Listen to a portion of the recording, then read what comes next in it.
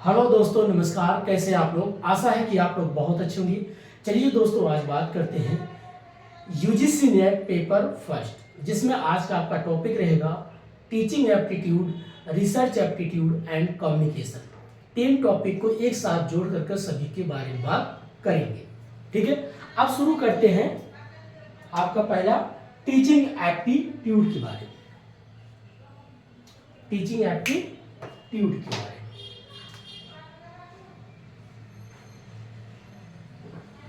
Teaching aptitude. अब इस शब्द को देखिए, टीचिंग एप्टीट्यूड है क्या, पहले इसको समझते हैं। टीचिंग मतलब आप किसी को कोई बात बताना, समझाना।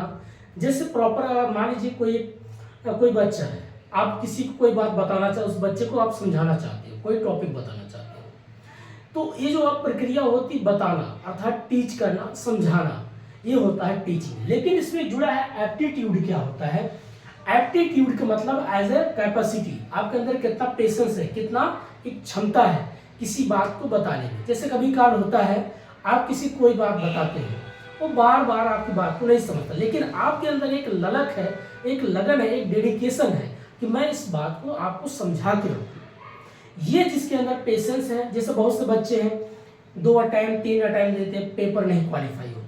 अगर आप हार मान के छोड़ देते हैं तो आपके अंदर वो पेशेंस नहीं है, क्षमता नहीं है।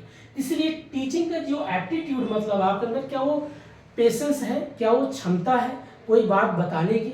अगर ये आपके अंदर है तो आप अच्छा एक प्रॉपर टीचर, प्रॉपर आप एक जो प्रोफेसर बन सकते हैं। आप अच्छा एक कम्युनिकेटर या कम्युनिकेट कर सकते हैं, अपनी बात को सही तरीके से संचारित कर सकते हैं, बता सकते हैं। ये प्रक्रिया अगर जिसके अंदर है तो समझिए टीचिंग एप्टीट्यूड के योग है। अर्थात as a proper you have to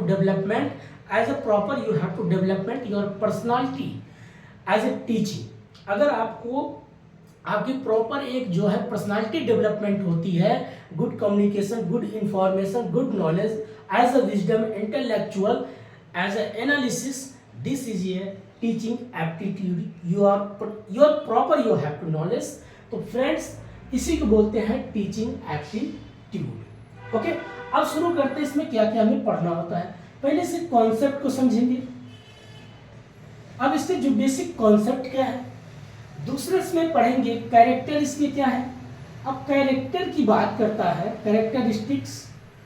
अब इसके में जो कैरेक्टरिस्टिक कौन कौन आएंगे इसके बारे में बात करेंगे, एक एक पॉइंट समझेंगे। दूसरा उसके बाद पढ़ेंगे लेवल ऑफ टीचिंग क्या है, लेवल ऑफ टीचिंग क्या है। ठीक है, तीसरा उसके बाद हम पढ़ेंगे इसके मेथड्स ऑफ टीचिंग क्या है। अब मेथड्स भी होता है भाई, किसी भी चीज की एक विधि होती है, एज ए मेथड्स होता है। नेक्स्ट उसके बाद हम पढ़ते हैं प्रिंसिपल ऑफ टीचिंग क्या है, प्रिंसिपल ऑफ टीचिंग क्या है। अब principle of teaching, principle of teaching क्या है। नेक्स्ट उसके बाद पढ़ेंगे री टीचिंग कॉन्सेप्ट क्या है, री टीचिंग कॉन्सेप्ट क्या है, री टीचिंग कॉन्सेप्ट क्या है। नेक्स्ट उसके बाद अगला आपका होता है मॉडल ऑफ टीचिंग क्या है, मॉडल ऑफ टीचिंग क्या है। एक एक पॉइंट देखिए, सब आपका सिलेबस में दिया हुआ है।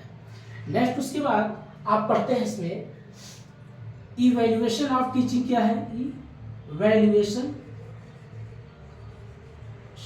ऑफ टीचिंग क्या है। ठीक, नेक्स्ट उसके बाद आप पढ़ते हैं आईसीटी सपोर्ट क्या करता है टीचिंग में, इसकी सपोर्ट। ठीक है, उसके बाद बस ये इतना बेसिक चीजें आपका है। एक और टॉपिक है जिसको बोलते हैं ब्लॉम टेस्टोनॉमी, ब्लॉम टेस्टोनॉमी। इतना अगर आपने प्रॉपर पढ़ लिया तो आपका समझ जाइए टीचिंग एप्टीट्यूड। टीचिंग एप्टीट्यूड मतलब एक टीचर कैसी पर्सनालिटी होती, proper you have to personality as a teacher. किसी भी जो है प्रोफेसर की पर्सनालिटी कैसे होगी, वो किस तरीके से चीज़ों को एक एक पॉइंट को डिफाइन करेगा, समझाएगा। अब जैसे कॉन्सेप्ट क्या होता है, कॉन्सेप्ट पहली चीज है, आप एक प्रोफेसर हैं, आप एक अच्छे टीचर हैं, जैसे क्लास 12th पढ़ाते हैं तो वहाँ भी बोलते हैं गुरु जी या टीचर साहब जो भी है, एज ए आप प्रोफेसर बन रहे हैं, आप यूजीसी नेट की तैयारी कर रहे हैं, आपके अंदर ऐसा नहीं है कि आप कोई नोट्स लेके जाएंगे पढ़ के बताएंगे, आपको लोग हंसेंगे, आप एक समझिए कि नॉलेज के कहते हैं जैसे बोलते हैं फिलोसफर, आप एक नॉलेज के फिलोसफर हैं। तो कहने का मतलब क्या है, आपके पास प्रॉपर एक कॉन्सेप्ट क्लियर होना चाहिए हमें क्या पढ़ाना है, क्योंकि उसी फील्ड में आप एक रिसर्च काम करेंगे। तो यहाँ से शुरुआत होता है कॉन्सेप्ट। कॉन्सेप्ट में क्या क्या आता है, जैसे मान लीजिए एक कोई एक्स नाम का एज ए टीचर है, वाई नाम का एज ए स्टूडेंट है। As a teacher proper good guide मतलब गाइडेंस करता है, अच्छी गाइड कर सकता है, अच्छी चीजें बता सकता है।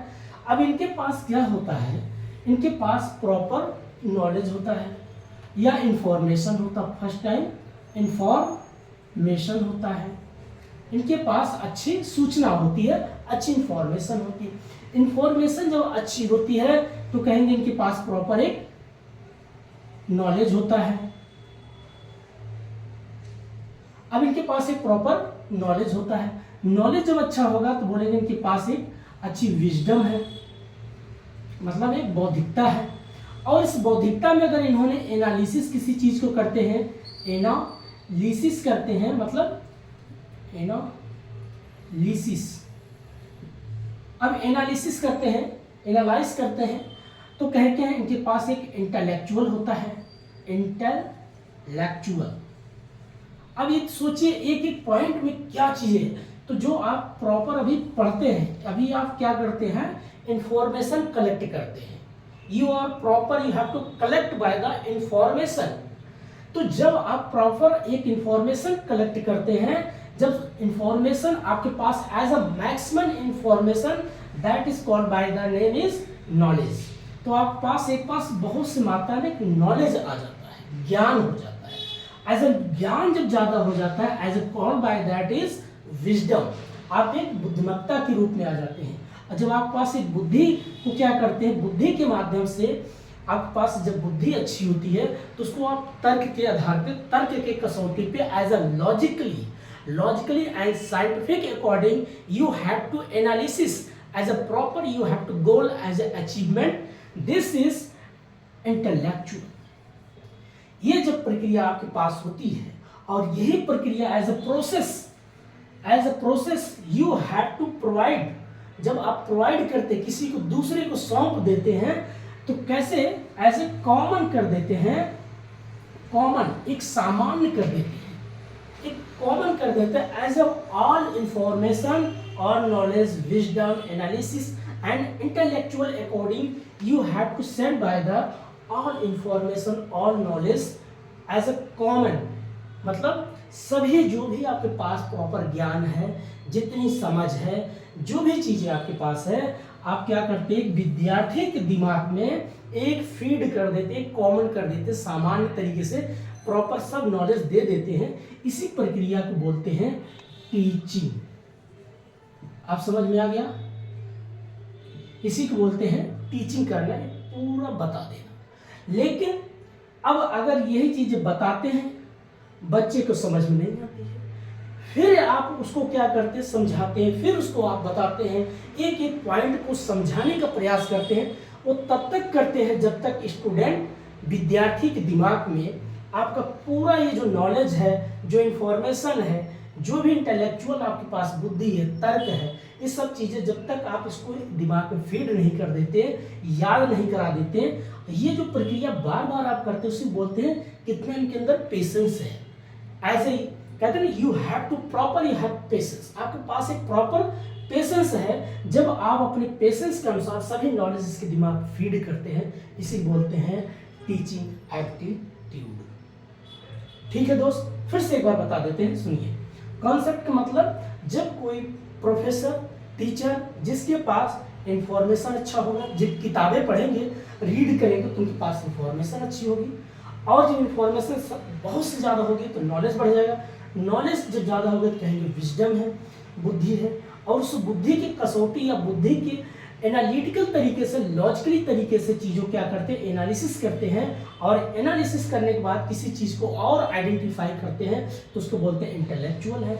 और यही जो इंटेलेक्चुअल सब कुछ इनके पास है, किसी विद्यार्थी के दिमाग में क्या करते हैं, एज ए कॉमन कर देते हैं, सभी इंफॉर्मेशन इसके दिमाग में फीड कर देते हैं। फीड मतलब क्या है, जैसे मैं कोई चीज़ आपको बता रहा हूँ, अगर आपने सारी इंफॉर्मेशन एडॉप्ट करते हैं, एक्सेप्ट करते हैं, एब्जॉर्ब करते हैं, एब्जॉर्ब मतलब मीनिंग कुछ अलग होता है, बट अवशोषित कर लेते हैं, ये प्रक्रिया जब होती है, लेकिन इस प्रक्रिया के पीछे अगर आपको एक बार नहीं समझ में आया, 2 बार नहीं है, 3 बार नहीं है, 4 बार में 10 बार 20 बार अगर मैं आपको बार बार याद कराता हूं, तो ये मेरे अंदर क्या है, एक एप्टीट्यूड है, मेरे अंदर एक क्षमता है, एक पेशेंस है।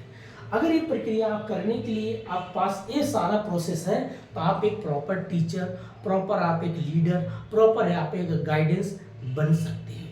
ये जिनके पास होता है वही अच्छे टीचर। अब ये नहीं है कोई बच्चा 2 बार सवाल पूछा, आप उसको डांट लगाते हैं, उसको इग्नोर करते हैं, तो आप एक proper teacher, proper professor, proper एक कम्युनिकेटर या प्रॉपर आप एक गाइडेंस नहीं बन सकते। आपके अंदर बहुत बड़ी पेशेंस होना चाहिए। अब जैसे कोई 1-2 टाइम देता, फेल हो जाता, रोता है बैठ के, तो आप रो नहीं रहे, आप हार मान रहे हैं। इसका मतलब आपको हारना नहीं है।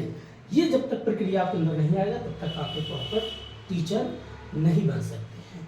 ठीक है, तो आप समझ में आ गया होगा, इसको बोलते हैं टीचिंग एप्टीट्यूड। एक कॉन्सेप्ट समझ में आ गया। अब आता है कैरेक्टरिस्टिक की बात करते हैं। कैरेक्टरिस्टिक क्या होता है फ्रेंड्स, जब आपकी जैसे मान लीजिए हर एक व्यक्ति का अपना अपना कैरेक्टर होता है। एक टीचर का कैरेक्टर अलग है, लर्नर का कैरेक्टर अलग है। Okay sorry. अब जैसे टीचर का कैरेक्टर क्या होता है, टीचर का कैरेक्टर भाई प्रॉपर उसके पास यही सब प्रक्रिया होनी चाहिए। पहली चीज, फिर से वही देखी चीज है, अच्छी इंफॉर्मेशन हो, अच्छी नॉलेज हो, एक अच्छी समझ, एक बुद्धि हो, अच्छा तरीके से उसको एनालिसिस कर सके, एक विजनरी टीचर हो, दूरदर्शी टीचर हो, और एक इंटेलेक्चुअल होना चाहिए, प्रॉपर इंटेलेक्चुअल। ये प्रक्रिया अगर जिसके अंदर है, अब देखिए यही सब आप चीज आपका सेट, तो बोलेंगे अच्छा कैरेक्टर है as a teacher. As a teacher good teacher होगा जिसके पास information, knowledge, wisdom, analysis, intellectual होगा, वो प्रॉपर एक गुड टीचर कहलाएगा। तो पहला कैरेक्टर आपका होता है टीचर का। दूसरा हम कैरेक्टर पढ़ते हैं लर्नर का। अब लर्नर का देखिए क्या होता है, लर्नर को 2 भागों में डिवाइड किया गया है। एक होता है एडोलसेंट, एक होता है एडल्ट। एडोलसेंट वो होता है जो बच्चा 18 प्लस नहीं होता है, जो भी माना जाता है हमारे कॉन्स्टिट्यूशनल के अकॉर्डिंग। जैसे वोटिंग पावर का 18 प्लस जो होता है वो ग्रामीण क्षेत्र में वोटिंग कर सकता है। 21 प्लस है तो चलिए और भी आगे कर, लेकिन 18 प्लस उसको राइट दिया गया है। ठीक उसी प्रकार से कैरेक्टर में जो है लर्नर को बांटा गया है, एडोलसेंट और एडल्ट। एडोलसेंट जो होता है 18 से नीचे आता है, 17 साल, 15 साल, 13 साल का जो बच्चा वो एडोलसेंट होता है। Adult 18 plus. ठीक उसी प्रकार से कैरेक्टर को 2 भागों में डिवाइड किया गया, अर्थात लर्नर को। अब लर्नर का क्या काम होता है, 18 प्लस जो बच्चा होता है उसके अंदर एक समझ होती है, लिखने की, पढ़ने की, बोलने की। और जो बच्चा अभी लर्निंग प्रोसेस में है, एडोलसेंट है, 18 से कम उम्र का है, एक प्रकार से अभी वो लिख लेता है लेकिन प्रॉपर पढ़ भी नहीं पाता, अच्छे उसके जो मात्रा है नहीं लगा पाता, छोटी की मात्रा, बड़ी की मात्रा। आप हिंदी में देखिए बहुत से बच्चे कंफ्यूज होते हैं, या इंग्लिश में है कभी कोई स्पेलिंग बाय मिस्टेक होता है, या प्रोनाउंसिएशन अच्छा नहीं कर पाता। तो ये सारी चीज़ें क्या करते हैं, उसको बाय मिस्टेक होता है। तो ये प्रक्रिया उसको 2 भागों में कैरेक्टर को डिवाइड किया गया है। एक होता है टीचर का कैरेक्टर और एक होता है लर्नर का। तो लर्नर में एडोलसेंट और एडल्ट। एडल्ट मतलब जो 18 प्लस, जो अच्छे तरीके से पढ़ लेता है, लिख लेता है, समझ लेता है। 18 से नीचे है, अभी बच्चा वो सीख रहा, प्रक्रिया में लगा है, प्रोसेस में है, तो बस उसको डिवाइड किया गया है। अगला बात करते हैं लेवल ऑफ टीचिंग। अब लेवल ऑफ टीचिंग क्या है, टीचिंग का बेसिक एज ए 3 लेवल बांटा गया, इसको 3 स्तर में डिवाइड किया गया। First as a memory level, second understanding level, third reflecting level. लेकिन ये जो लेवल को क्यों डिवाइड किया गया और कौन कौन ऐसे व्यक्ति हैं जिन्होंने इस लेवल को डिफाइन किया है। पहले आता है आपका लेवल में, यहां पर लिखते हैं दोस्तों, इसको मिटा देते हैं। पहला जो आपका आता है लेवल ऑफ टीचिंग में, जिसको बोलते हैं मेमोरी लेवल, दूसरा आपका अंडरस्टैंडिंग लेवल, तीसरा आपका रिफ्लेक्टिव लेवल। तो फर्स्ट कौन सा आपको होगा लेवल का? मेमोरी लेवल, मेमोरी लेवल, ठीक। दूसरा आपका होता है अंडरस्टैंडिंग लेवल, अंडरस्टैंडिंग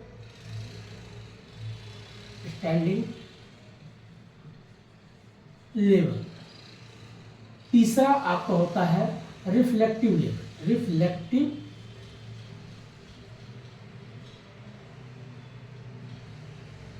लेवल। ये 3 स्तर में इसको बांटा गया है। यहां से क्वेश्चन पूछता है आपको, चाहे क्रोनोलॉजिकल तरीके से बना सकता है, फैक्चुअल बना सकता है, या मैचिंग कॉन्सेप्ट तरीके से बना सकता है। अब इसमें हमें क्या क्या याद करना है? मेमोरी लेवल मीन्स क्या होता है?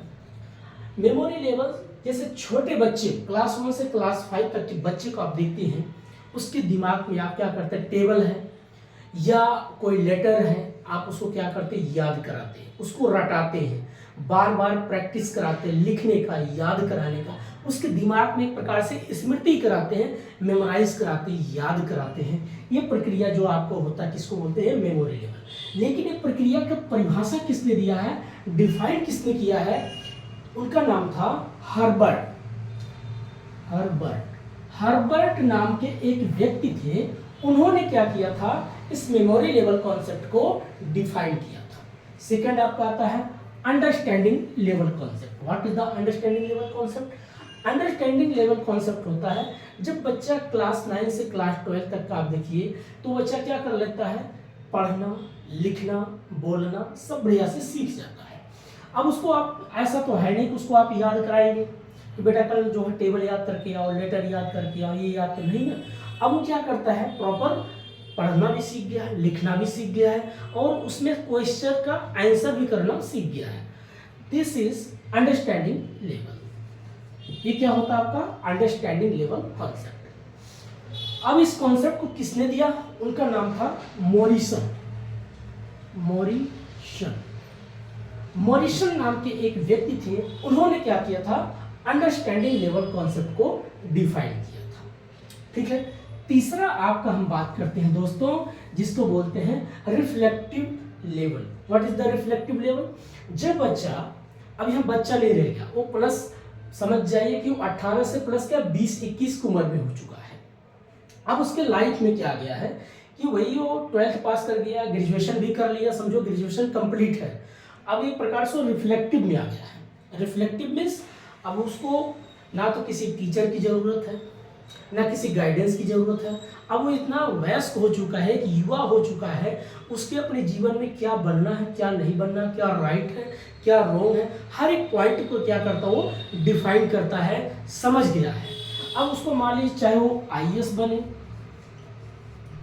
या वो सीए की तैयारी करे, या नेट की तैयारी करे, जो भी करना है, अब उसका अपना एक लक्ष्य है, उसका अपना एक गोल है, उसको अचीवमेंट करना है। जब ये खुद से सोचता है, खुद से उस प्रोसेस को, प्रक्रिया को एडॉप्ट करता है, एक्सेप्ट करता है, और उसी के अनुसार as a proper have to preparation, मतलब तैयारी करने लगता है, उसको बोलते हैं रिफ्लेक्टिव लेवल। अर्थात वो खुद से डिसीजन लेने योग्य हो चुका है, खुद से उसको लाइफ में क्या करना है, क्या नहीं करना, इस प्रक्रिया को बोलते हैं रिफ्लेक्टिव लेवल। ओके, ये आपका, और इस कॉन्सेप्ट किसने दिया था? उनका नाम था हंट। हंट नाम के एक व्यक्ति थे, उन्होंने इसको डिफाइन किया था। ठीक है फ्रेंड्स, अब नेक्स्ट टॉपिक हम बात करते हैं मेथड्स। अब टीचिंग में मेथड्स आता है। मेथड क्या होता है? देखिए, जैसे आप कोई चीज काम करते हैं तो उसका एक प्रॉपर एक मेथड होता है। जैसे आप कोई सवाल लगाते हैं तो उसका भी फार्मूला होता है, हर एक चीज का फार्मूला है। लाइफ में आप तैयारी करते हो तो उसका भी एक फार्मूला है। बिना फार्मूला, बिना गाइडेंस या बिना मेंटोरशिप के आप कोई चीज अचीवमेंट नहीं कर सकते। हमेशा किसी ना किसी का आवश्यकता पड़ती है, कहीं ना कहीं हमें गाइडेंस की जरूरत पड़ती है। ठीक उसी प्रकार से टीचिंग के एक अलग अलग मेथड्स है, different type of the methods है। अब मेथड क्या क्या है, एक एक समझिए। एक होता आपका ऑफलाइन मेथड्स, ऑफलाइन मेथड्स, दूसरा आपको होता ऑनलाइन मेथड्स।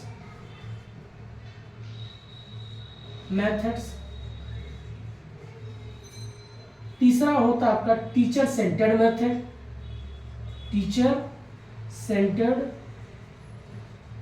मेथड्स।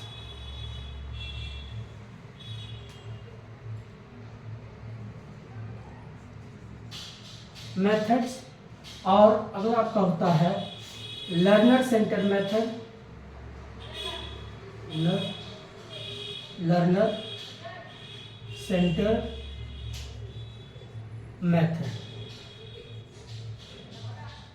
ये आपका 4 है। एक अब इसी में क्या क्या जोड़ते हैं देखिए।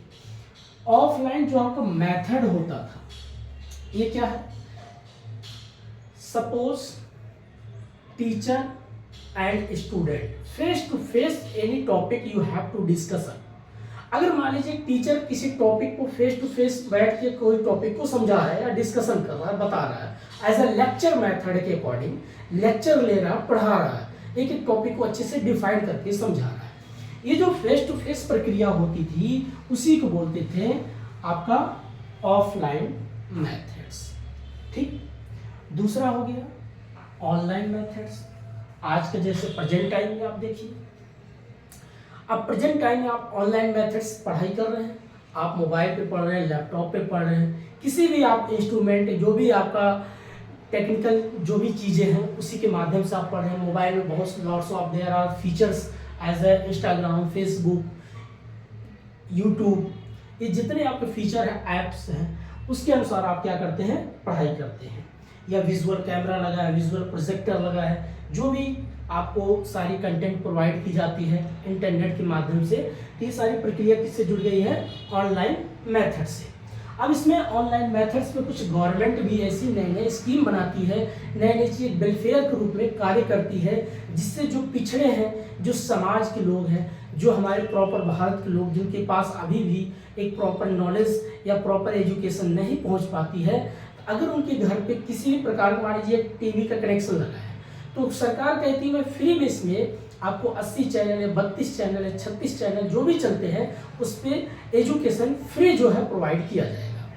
अब जो फ्री एजुकेशन प्रोवाइड किया जाएगा तो उसको अलग अलग नाम से दिया गया है, नाम बोला गया है, स्वयं है, स्वयं प्रभा है, मोक्ष है, मैसअप ओपन ऑनलाइन कोर्स है। इस तरीके से गवर्नमेंट क्या करती है? अलग अलग तरीके से स्वयं प्रभा और मैसअप ओपन ऑनलाइन कोर्स के माध्यम से क्या करती है? चैनल के माध्यम से वो चीजें एजुकेशन प्रोवाइड कराती है, घर बैठे आप पढ़ाई कर सकते हो। अगला से पूछता है, आता है टीचर सेंटर्ड मेथड। अब टीचर सेंटर्ड फिर से वही बात, भाई टीचर सेंटर्ड क्या है? टीचर डिपेंडेंट होता है या इंडिपेंडेंट होता है? टीचर किस पर डिपेंड होता है? अगर क्लास में स्टूडेंट ही ना उपलब्ध हो तो किसको पढ़ाएगा, किसको बताएगा? लेकिन टीचर कभी भी ज्यादातर किसी पर डिपेंडेंट है। टीचर एक भाई उसके पास नॉलेज है, प्रॉपर आता है, क्लास में लेक्चर देता, पढ़ा के और चला जाता। लेकिन सेंटर्ड कब होता है? टीचर हमेशा इसलिए सेंटर्ड है, अगर मान लीजिए बहुत से स्टूडेंट क्लास में बैठे हैं और टीचर अगर मान लीजिए बोर्ड के सामने ही ना आए, वो पढ़ाएगा ही नहीं, तो महत्व किसकी है? टीचर का। तो टीचर का ये जो सेंटर्ड है उसकी क्या मेथड है, क्या उसके प्रॉपर नॉलेज? भाई टीचर क्या करेगा? लेक्चर लेगा, लेक्चर मेथड से पढ़ाएगा, या विजुअल कैमरा के माध्यम से पढ़ाएगा, जो भी प्रोजेक्टर के माध्यम से पढ़ाएगा, या कोई पिक्चर क्रिएट करके पढ़ाएगा, राइटिंग करके पढ़ाएगा। आजकल टीचर देखिए नए नए जैसे AI हो गया, आर्टिफिशियल इंटेलिजेंस, अब किसी भी टीचर की भी आवश्यकता नहीं है, वो अपने आप क्या होगा, कोई भी चीज़ आपको पूछना है टाइप करिए, आपको आंसर मिल जाएगा। वॉइस तरीके से भी आंसर मिल सकता है, कुछ दिनों बाद पूरा पिक्चर तरीके से मिलेगा, और आने वाले समय में किसी भी टीचर की आवश्यकता नहीं पड़ेगी। आप AI के माध्यम से सारा नॉलेज अडॉप्ट करिए, एक्सेप्ट करिए। ये सब क्या होता है? टीचर सेंटर का मेथड। दूसरा होता है लर्नर सेंटर मेथड। क्या है भाई? लर्नर सेंटर का क्या मेथड है? लर्नर को प्रॉपर अपना होमवर्क करना चाहिए, जो टीचर आप ज्ञान दे रहा है उसको प्रॉपर सीखिए, उसे प्रैक्टिस करिए, अमल करिए, और अपना होमवर्क करने के बाद एग्जाम दीजिए, एग्जाम क्वालिफाई करिए, अपना सर्टिफिकेट लीजिए, फिर घर जाइए, फिर जॉब को तलाशिए। यही इनका प्रॉपर होता है लर्नर सेंटर, बस और कुछ है नहीं इसमें। अगर हम बात करते हैं principle of teaching, what is the principle of teaching? भाई एक टीचर का प्रिंसिपल क्या होना चाहिए, एक सिद्धांत क्या होना चाहिए? जैसे कहते हैं ना, हर एक चीज का अपना एक सिद्धांत होता है। सिद्धांत कहते हैं अपने एक सिद्धांत में रहिए, अपने एक दायरा में रहिए। भाई एक टीचर का अपना एक दायरा है, अपना होमवर्क करे, अपनी इंफॉर्मेशन को और कलेक्ट करे, अवेयर टीचर होना चाहिए, जागरूक टीचर होना चाहिए, देश दुनिया विदेश में खबरें क्या चल रही हैं, ये सब क्या होता है, हर एक कंटेंट को प्रॉपर नॉलेज रखते रहना चाहिए।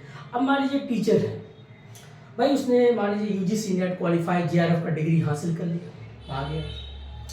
अब पता चलो वो डिग्री तो एक मेमोराइज तरीके से पढ़ के पा गया, लेकिन उसके बाद उसे लगा बस अभी सब कुछ है। अरे भाई सब कुछ नहीं है, अब उसके बाद आपको काम करना पड़ेगा, आपको प्रॉपर कंटेंट तैयार करना पड़ेगा, आपको अवेयर होना पड़ेगा, तैयार करना पड़ेगा, अपने प्रॉपर एक ड्रेस रखना पड़ेगा, क्लीन चिट बढ़िया साफ सुथरी ड्रेस हो, अच्छी हो, प्रॉपर प्रैक्टिस कर करके जाइए, 10 बार प्रैक्टिस करिए, क्योंकि वहाँ जो बच्चे हैं वो एडवांस लेवल बैठे हैं, आपसे एक उम्मीद लगाएं गुरु जी आएंगे तो अच्छा हमें कुछ पढ़ाएंगे, कुछ नया जानकारी देंगे। ये प्रक्रिया एक टीचर का अपना एक सिद्धांत होता है। ऐसा नहीं है बस डिग्री पा गया, नेट क्वालिफाई हो गया या आपका जेआरएफ हो गया, बस बन गए टीचर, आप कुछ नहीं बने। जो बच्चे पास भी हो गए हैं तो इससे खुशियां ना मनाएं को पास हो गए, अब जाके असली लड़ाई अब शुरू होने वाला है। आपको प्रॉपर, जहाँ पर आपने 8 घंटे पढ़ाई किया तो आप समझो 8 के बजाय 12 घंटे आपको प्रॉपर, भाई आपको क्लास भी लेना पड़ेगा, फिर घर पे होमवर्क करना पड़ेगा, फिर होमवर्क के लिए फिर कुछ ना कुछ एडवांस चीज़ें तैयार करना पड़ेगा। ये होता है प्रिंसिपल ऑफ टीचिंग, ये उनकी एक सिद्धांत है। आप ये भी है क्लास में आप क्या पढ़ाना है, क्या बच्चों को बताना है, जो सिलेबस में वही उसी के अनुसार बातें करना। आजकल जैसे बहुत से यूट्यूब पे कंटेंट है, टीचर पढ़ाता है कम है, बकवास ज़्यादा करता है, जो पॉइंट है उस पर बात नहीं करेगा। तो इससे बच्चों का क्या होता है भाई, कंटेंट के अनुसार अगर नहीं बच्चे को पढ़ाए, बच्चे का टाइम वेस्ट होता है। पता चला किसी का सब्सक्रिप्शन ले लिया और वो टीचर उसको बकवास कर रहा है, अच्छे से पढ़ा ना रहा है, तो बच्चे का भविष्य तो खराब हो जाएगा ना, क्योंकि वो कुछ पढ़ने आया भाई, कुछ सीखने आया है। तो ये टीचर का सिद्धांत है, कंटेंट को अच्छा रखें, प्रॉपर कंटेंट के अनुसार बात करें, सिलेबस के अनुसार बात करें, एडवांस लेवल में तैयारी करें, होमवर्क भी करें टीचर। ऐसा नहीं है बस एक बार बन गया तो बस गाड़ी चलती रहे, ऐसा नहीं होना चाहिए। ये होता है प्रिंसिपल ऑफ टीचिंग। अगला है री टीचिंग कॉन्सेप्ट। क्या है री टीचिंग कॉन्सेप्ट? आप जो बच्चे बीएड वगैरह करते हैं तो उनको क्लास 6 क्लास 8 में आपको ट्रेनिंग के लिए उसे बार बार प्रैक्टिस कराया जाता है। री टीचिंग कॉन्सेप्ट आता है, क्या होता है देखिए, आपको क्या कर दिया जाएगा, एक टाइम रख दिया जाएगा, जैसे 15 मिनट 15 मिनट जो भी आपके पास एक टाइम होता है उसमें रख दिया जाएगा। तो आप क्या करेंगे, टाइम रखा जाएगा कोई एक टॉपिक पे, जो आपका टॉपिक होगा उस टॉपिक को क्या करेंगे आप पढ़ाएंगे। पहले क्या करेंगे, उसको टीच करेंगे, पढ़ाएंगे, पढ़ाने के बाद उसका होता इवेल्युएशन, इवेल्युएशन किया जाएगा। इवेल्युएशन मतलब मूल्यांकन किया जाएगा। अब मूल्यांकन करने के बाद देन उसके बाद उसका फीडबैक दिया जाता है। फीडबैक, अब फीडबैक मतलब आपने अच्छा पढ़ाया कि गलत पढ़ाया, बच्चे फीडबैक देंगे, भाई चेक किया जाएगा। सभी बच्चे बैठे हैं, मान लीजिए 100 बच्चे हैं, अब उसमें 80-70 बच्चे बोलते बहुत बढ़िया सर, बहुत अच्छा आपने पढ़ाया, तो आपका ठीक एवरेज जा रहा है। अब कोई खाली 20 बच्चे बोले सर अच्छा लगा। अब अगर कॉन्सेप्ट अच्छे से आपने नहीं पढ़ाया, फिर दोबारा आपको क्या करना होगा, टीच करना होगा, बताना होगा, समझाना होगा, और फिर उसका मूल्यांकन किया जाएगा, इवेल्युएट किया जाएगा। Then after time you have to give me the feedback. अगर फीडबैक एज अ पॉजिटिव आता है तो उसको बोलेंगे ठीक है भैया प्रॉपर टीचर बन चुके हैं। इसी को बोलते हैं री टीचिंग कॉन्सेप्ट। बस अब अगला पॉइंट आता है मॉडल ऑफ टीचिंग। ये मॉडल ऑफ टीचिंग क्या है दोस्तों, टीचिंग का मॉडल क्या है? यस, टीचिंग का 3 मॉडल है, पेडागोजी, एंड्रागोजी और हेटागोजी। देखिए दोस्तों क्या होता है, एक ही चीज को समझिए। जैसे अभी हमने पढ़ा memory level, understanding level, reflecting level, ठीक उसी प्रकार से आपका मॉडल ऑफ टीचिंग को जो है 3 भागों में डिवाइड किया गया है। फर्स्ट जो आपका होता है पेडागोजी। अब पेडागोजी चलिए यहाँ बता देते हैं, यहाँ पर ठीक है, पेडागोजी क्या होगा और एंड्रागोजी।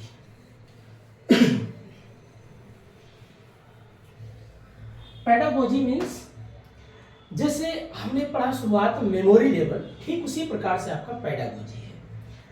तो दोस्तों मॉडल ऑफ टीचिंग का पहला आपका होता है पेडागोजी, दूसरा एंड्रागोजी,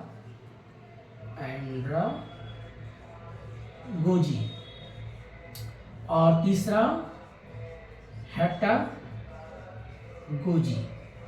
ये 3 भागों में इसको बांटा गया है।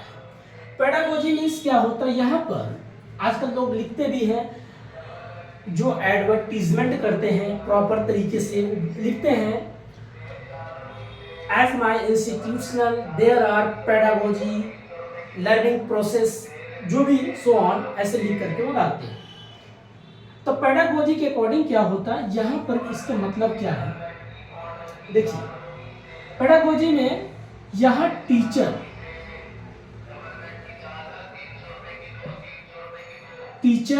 और लर्नर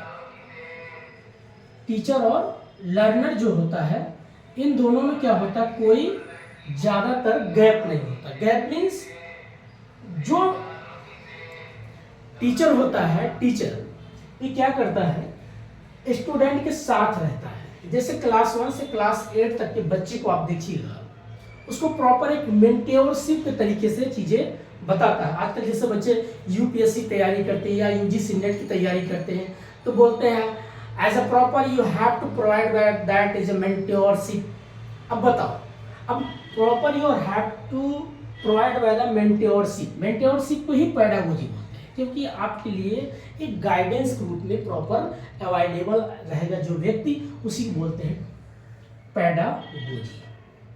नहीं समझ में आया, फिर से बता। तो पेडागोजी का मतलब है आपको एक मेंटोरशिप के लिए हमेशा कोई टीचर उपलब्ध रहेगा। आपको जो भी डाउट होगा, जैसे यूपीएससी का आंसर राइटिंग आप कर रहे हैं, तो आपको शुरुआत में क्या लिखना है, इंट्रोडक्शन कैसे देना है, मेन कॉन्सेप्ट पॉइंट कैसे डिनोट करना है, उसका अंत में कंक्लूजन कैसे निकालना, ये सभी पॉइंट जो आपको बताने वाला, हर एक पॉइंट को गाइड करने वाला होता है, उसी बोलते हैं पेडागोजी। ये पेडागोजी जो आपका होता है मॉडल ऑफ टीचिंग। दूसरा होता है एंड्रागोजी। एंड्रागोजी कॉन्सेप्ट में क्या होता है, यहाँ पर क्या होता है दोस्त, मेंटोरशिप रखते हैं बट एक प्रॉपर हमेशा अवेलेबल नहीं होता है। कभी मान लीजिए 10 दिन में, कभी 15 दिन में वो आपको गाइड करेगा। लेकिन ये जो होता पेडागोजी में एवरीडे, प्रत्येक दिन जो है आपको प्रोवाइड करेगा, गाइड करेगा, नॉलेज को बताएगा, कैसे लिखना, कैसे प्रैक्टिस करना, आज किस टॉपिक पे किस तरीके का ऐसे लिखना है। ये सारी प्रक्रिया जो है, प्रोसेस होती है, उसको बोलते हैं पेडागोजी। लेकिन एंड्रागोजी में यहाँ पर प्रतिदिन नहीं होगा, 10 दिन के बाद हो सकता है, 20 दिन के बाद आपको गाइड कर सकता है, बता सकता है। एज ए जो प्रोसेस होता है, इसको बोलते हैं एंड्रागोजी। थर्ड होता है हैटागोजी। अब हैटागोजी में क्या होता है, यहाँ पर अब कोई बच्चा है, कोई प्रोजेक्टर पे काम करना है, कोई प्रक्रिया, कुछ नया चीज बनाना है, पीपीटी बनाना है, प्रोजेक्टर बनाना है, स्लाइड बनाना है। कुछ दिनों बाद जब मैं डिजिटल लगाऊंगा तब आपको बताऊंगा, अभी तो ये चल रहा है, इसे चलाते हैं, थोड़ा और प्रैक्टिस करते हैं और अच्छी चीजें निखारते हैं आप लोग को सिखाने के लिए। तो हैटागोजी क्या हो जाएगा, टीचर यहाँ पर क्या करता है, जो स्टूडेंट होता है, यहाँ पर अब टीचर उपलब्ध नहीं होता, कोई मेंटोरशिप नहीं होता है। हो सकता कभी काल कोई छोटी बड़ी चीजें गाइड कर सकता है, लेकिन उतना प्रॉपर अभी खुद से जो लर्नर है वो खुद से सीखेगा। इस प्रक्रिया को बोलते हैं हैटागोजी, जो खुद से आप सीखते हैं। His own your learning as a process, as a his own your target as a goal process, जो आप खुद से कोई अचीवमेंट गोल प्राप्त करते हैं, अपनी प्रक्रिया के अनुसार जो भी आप प्राप्त करते हैं, इसको बोलते हैं हैटागोजी। तो ये 3 भागों में जो है आपका मॉडल ऑफ टीचिंग को बांटा गया है। नेक्स्ट हम बात करते हैं इवैल्यूएशन ऑफ टीचिंग। देखिए इवैल्यूएशन ऑफ टीचिंग क्या दोस्तों, जब आप किसी भी विद्यार्थी को या स्टूडेंट को आप कोई टॉपिक पढ़ाते हैं, समझाते हैं, समझाने के बाद आप उसका एक प्रकार से क्या करते हैं, मूल्यांकन करते हैं। लेकिन कभी कभार आप देखते होंगे जब जून जुलाई में फर्स्ट टाइम जब कॉलेज या यूनिवर्सिटी गर्मियों के दिनों छुट्टी हो, तो बाद में जब कॉलेज ओपन होता है, रीओपन होता है, पुनः खुलता है, तो टीचर क्लास में जाते हैं, तो नए बच्चे आते हैं, नया एडमिशन होता है, तो टीचर वहाँ क्या करते हैं, बच्चों का मूल्यांकन करते हैं। शुरुआत में पूछेंगे किसी बच्चे से व्हाट इज योर नेम, खड़ा हो जाएगा, बोलेगा where are you belong from, you बोलेगा सर मैं यहाँ से हूँ, ओके। फिर पूछेंगे अबाउट योर सेल्फ, खुद के बारे में बताओ। तो फिर पूछेंगे अच्छा इंटरेस्ट किस सब्जेक्ट में हो, आपका लेवल क्या था, मेरिट क्या, डीमेरिट क्या है, बहुत कुछ चीज़ें पढ़ाने से पहले जो किसी बच्चे को आकलन करने की प्रक्रिया को बोलते हैं बिफोर टीचिंग। पढ़ाने से पहले जो किसी को आप एक आंकड़ा एक चेक करते हैं, क्या ये बच्चा अब किस लेवल तक इसका एजुकेशन का स्तर है, किस लेवल तक ये थिंकिंग प्रोसेस है, किस लेवल तक ये कॉग्निटिव है, इस प्रक्रिया को क्या बोलते हैं, जो एक प्रकार से उसको बोलते हैं इवैल्यूएशन ऑफ टीचिंग। लेकिन इवैल्यूएशन ऑफ टीचिंग को 3 कैटेगरी में डिवाइड किया गया है दोस्तों। एक एक करके बात करते हैं, कौन कौन सा, इसको मिटा के बताते हैं। अब 3 कैटेगरी कौन कौन सा है एक एक करके समझते हैं। चलिए समझते हैं। पहला जो इसमें होता है दोस्त फ्रेंड्स, फर्स्ट इसमें जो होता है आपका, अब फर्स्ट इसमें जो होगा, किधर गया, ये रहा, ये देखिए फर्स्ट होता बिफोर, एक होता बिफोर, दूसरा होता है ड्यूरिंग, एक होता है ड्यूरिंग, और अगला होता है आफ्टर। ये 3 इसकी जो प्रोसेस होती है, इन्हीं 3 के माध्यम से क्या किया जाता है, मूल्यांकन किया जाता है। अब जब आप इसका इवेल्युएट करेंगे, मूल्यांकन करेंगे बिफोर, ड्यूरिंग, आफ्टर। अब देखिए बिफोर में क्या होता है और ड्यूरिंग में क्या होता है, आफ्टर में क्या होता है, इस 3 चीज को समझिए। भाई किसी बच्चे को पढ़ाने से पहले उसका जो आप टेस्ट लेते हैं, पूछते हैं, बेटा आपको बताइए हिस्ट्री में क्या आप जानते हो, एंशिएंट हिस्ट्री के बारे में आपको क्या समझ है, क्या उसमें आप जानते हो, कुछ भी आप पूछ सकते हो। इंडस वैली सिविलाइजेशन के बारे में बताइए, कितनी टोटल साइट्स पाई गई हैं। ये जो आप पूछते हैं 16 है, 500 या 1000 है, कौन सी नदी किनारे कौन सी सभ्यता डेवलपमेंट हुई, तो जो आप पढ़ाने से पहले टेस्ट लेते हैं उसको बोलते हैं बिफोर टीचिंग या बिफोर इवैल्यूएशन। और एक होता है जब आप बच्चे को पढ़ा देते, कोई टॉपिक बता देते हैं, तो क्लास में ही पढ़ाते पढ़ाते फिर बीच में क्वेश्चन पूछ लेते हैं, तो उसको बोलते हैं ड्यूरिंग टीचिंग या इवैल्यूएशन। और एक होता है हम पूरी क्लास पढ़ाने के बाद क्लास से बाहर चले जाते हैं, फिर अगले दिन आते हैं, उसका बोलते हैं जो हमने बच्चों आप लोग को पढ़ाया था क्या वो चीज़ आपको याद है, उसको बोलते हैं आफ्टर टीचिंग। ये होता है 3 प्रोसेस। अब जो ये प्रोसेस होता है उसको हम 2 तरीके से, किसी को परसेंटाइल, किसी को परसेंटेज या किसी को ग्रेड के आधार पे हम बोलते हैं। जैसे कोई बच्चा अच्छे से आंसर दिया टेस्ट में तो A+ कर देंगे, अच्छे से वो नंबर में 60% कर देंगे।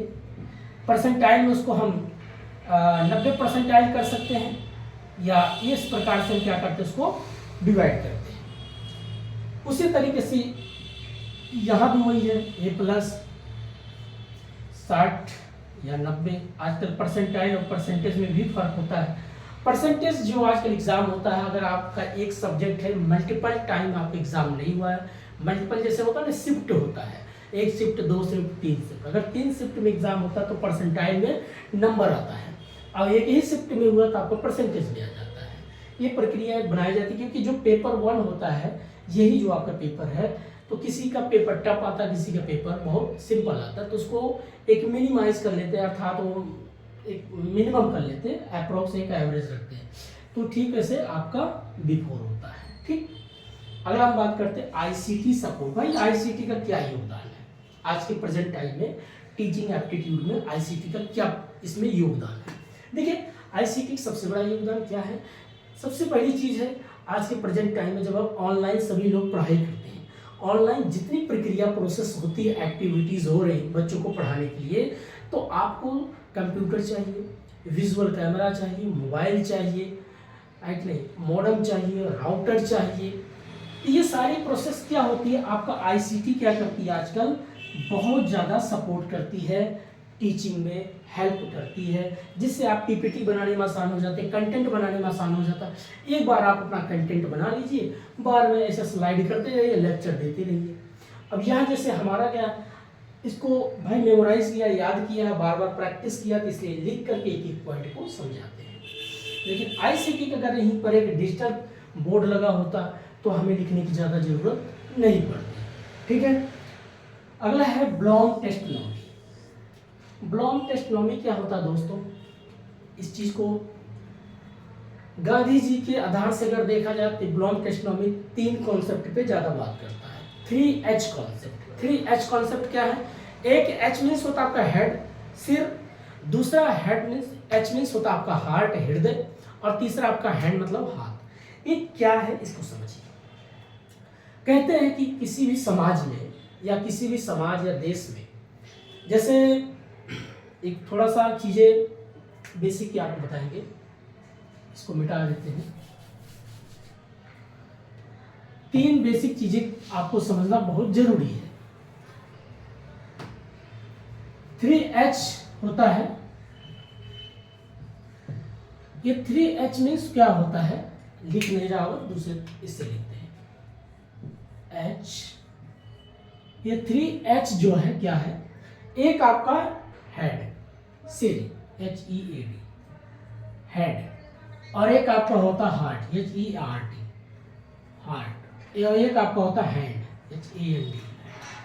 ये जो प्रक्रिया आपको दिखाया गया है क्या होता है, जैसे अगर किसी का व्यक्ति को दिमाग डेवलप करना है तो उसको क्या करना होगा, पढ़ाना पड़ेगा, चीज़ों को बताना पड़ेगा, इंफॉर्मेशन देना पड़ेगा, राइटिंग कराना पड़ेगा, लर्निंग कराना पड़ेगा, तो उसकी ब्रेन क्या होती है, एक्टिव होती है, थिंकिंग प्रोसेस में आ जाती है, सही क्या है गलत क्या है, चीज़ों के बारे में वो समझ जाता है। जब आपका दिमाग एक्टिव होता है, डेवलप होता है, तो उसको बोलते हैं हेड, मतलब इसको बोलते हैं कॉग्निटिव प्रोसेस। दूसरा होता आपका हार्ट मीन्स हृदय।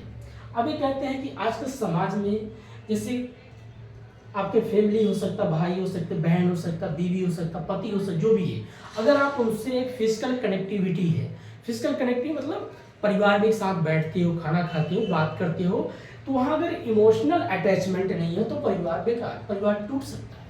परिवार जुड़ा है, कोई व्यक्ति किसी से जुड़ा है तो इमोशनल हार्ट से, कहते नहीं कि अरे मेरा दिल टूटा है, मेरा दिल पे आया, ये सब प्रक्रिया कौन बोलता है? ऐसा होता नहीं है कि इमोशनल है, जो एक मानव प्रक्रिया है, क्योंकि मानव है, मानव के अंदर एक इमोशनल, वैसे तो जानवर में भी इमोशनल होता है, इस प्रक्रिया को बोलते हैं इमोशनल, अर्थात इमोशनल,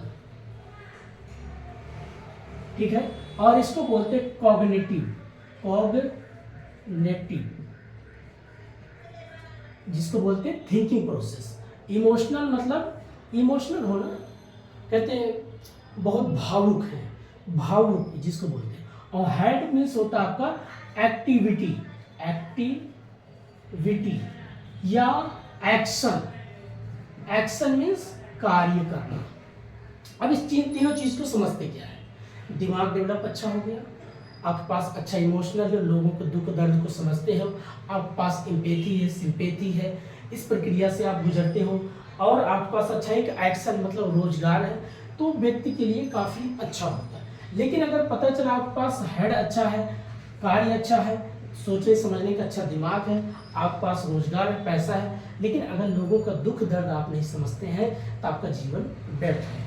ये जो तीनों प्रक्रिया को इसीलिए कहा गया कि टीचिंग में होना बहुत जरूरी है। क्यों जरूरी है?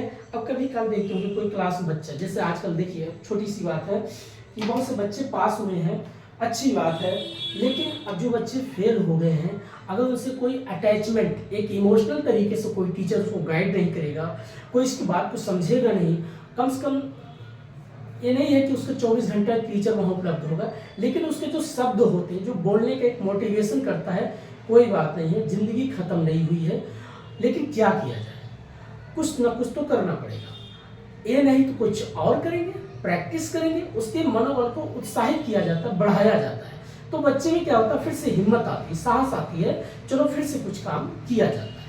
अगर वहीं पर कोई इसको डिमोटिवेट करता है, उसके दोस्त डिमोटिवेट करता है, पता चला कोई पास हो गया, वो ही मुँह के चिल्ला रहा है, अब वो उसके माँ बाप बोलते देखो उसने कितना बढ़िया पढ़ाई किया, GRF निकाल लिया, तुम्हारा PhD में आया, या PhD बजाय तुमने और भी चीज़ों में नहीं आ पाई, क्या कर लिया लाइफ में, कैसे आगे बढ़ोगे। अब उसको कंपेयर करके उसको डिमोटिवेट किया जा रहा है। तो माँ बाप को भी चाहिए ऐसा नहीं करना चाहिए। उनके दोस्त अगर कोई पास हो गया तो अपने दोस्त को भी इस तरीके से ना कंपेयर करें कि नहीं अब बहुत कुछ बड़ा अचीवमेंट कर लिए, जैसे तीर मार दिए जाके हम कहीं अंतरिक्ष में किसी ग्रह बैठेंगे, ऐसा नहीं होना चाहिए। यही जो है समाज में एक टीचर क्या करता है, इमोशनल इंटेलिजेंट होना चाहिए, इमोशनल तरीके से बच्चों में क्या करता है, उसके अंदर उत्साह होता है, उसको एक अच्छी गाइडेंस देता है, भाई नहीं, समाज टूट जाएगा, वो बच्चा बिखर जाएगा, कल से पढ़ाई बंद कर देगा, गलत रास्ते पर उतर गया, नशा करने लग गया, गलत संगति में फंस जाएगा, वो बाद में तो समाज के लिए नुकसानदेह हुआ ना।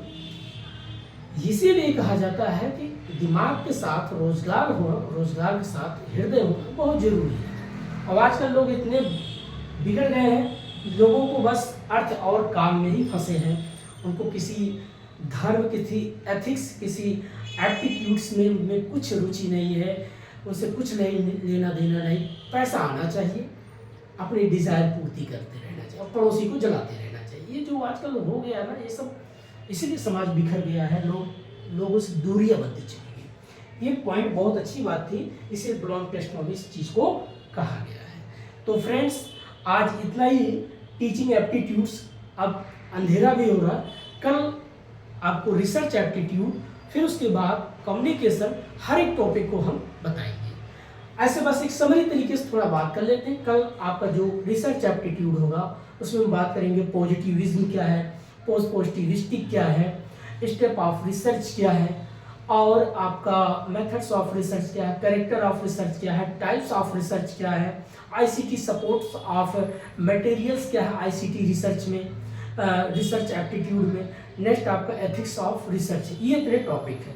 उसके बाद अगला हम बात करेंगे कम्युनिकेशन। कम्युनिकेशन में 5 टॉपिक है। मीनिंग क्या है कम्युनिकेशन के, types of communication, barrier of communication, model of communication, affective of communication, और उसके बाद आपका मास मीडिया कम्युनिकेशन। इतना टॉपिक है। कल एक एक करके फिर ऐसे लेक्चर लेते रहेंगे, आप लोग को पढ़ाते रहेंगे, और आप थ्योरिकल खूब बढ़िया से करिए और क्वेश्चन भी करिए। जो बच्चे पास नहीं हैं वो ऐसा नहीं, पास जरूर होंगे।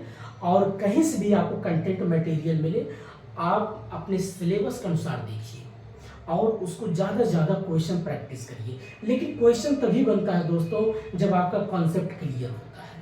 ये भी नहीं है जो लोग कहते हैं खूब पीवाईक्यू करो, पीवाईक्यू करो। अरे पीवाईक्यू कर लिएगा और रट के थोड़ी बैठेगा, भाई उसको समझना है। क्योंकि अब जो क्वेश्चन आता है वो पूरा असर्शन और रीजन बेस होता है, कंसेप्चुअल बेस होता है। जब तक उसका थ्योरिकल अच्छा कॉन्सेप्ट क्लियर नहीं होगा वो कैसे क्वेश्चन कर पाएगा। तो पहले क्या करना है, थ्योरिकल अच्छा होना चाहिए। उसके बाद आप पहले आप खाना थोड़ी खा लोगे, पहले आपको क्या करना है, खाना बनाना पड़ता है। हर एक मटेरियल इकट्ठा करना पड़ेगा, चावल लाना पड़ेगा, सब्जियां लाना पड़ेगा, जो भी आपको बनाना है, खिचड़ी बनाओ, तहरी बनाओ, दाल चावल बनाओ या रोटी सब्जी बनाओ, पहले क्या करना, मटेरियल लाना। तो पहले आपको थ्योरी पढ़ना पड़ेगा। थ्योरी जब पढ़ लेंगे, कंप्लीट हो जाएगा, तब बाद में आप क्वेश्चन बनाइए। ये प्रोसेस होना चाहिए। बाकी आजकल लोग बस लाइक बढ़ाओ, सब्सक्राइब बढ़ाओ, बच्चों की ज़िंदगी बर्बाद कर रहे हैं, बट ऐसा नहीं करना चाहिए। बहुत से अच्छे चैनल हैं, बहुत से अच्छे टीचर हैं, बहुत बढ़िया लोग कंटेंट भी देते हैं। कुछ लोग होते हैं, दुनिया में तो हर एक चीज़ अपवाद है, लेकिन आप अपवादों में मत फंसो। आजकल लोग कहते हैं कि फ्री का आजकल उम्मीदें बेची जाती है। किसी के ज़्यादा ये नहीं है कि बच्चों को भविष्य को खतरे में डाल दो, हवा में उड़ाओ, ये नहीं तो कुछ और सही, ये नहीं तो कुछ और। अरे भैया और नहीं सही, बहुत लोग की मुसीबत है लाइफ में, बहुत अलग अलग मैटर चलता रहता है। किसी पैसे की, किसी घर की स्थिति, किसी की एक उम्र की बाउंडेशन आ जाती है। हर एक मैटर है हमारे समाज में, लेकिन उस व्यक्ति को कौन समझेगा।